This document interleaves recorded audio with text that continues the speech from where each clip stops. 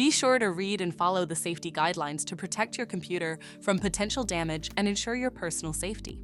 For more information about safety guidelines, see the owner's manual at dell.com/support. Before you begin, turn off the computer and disconnect all the attached peripherals. To remove the solid-state drive 2230, remove the 6 screws on the base cover.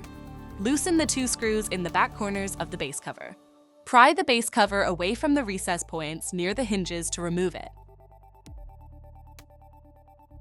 Identify the solid-state drive and remove the screw securing it. Unlatch the drive and remove it from the system.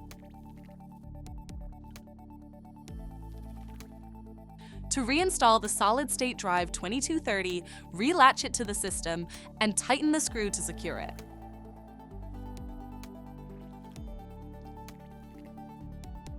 Place the base cover back on the system and tighten the screws to secure it.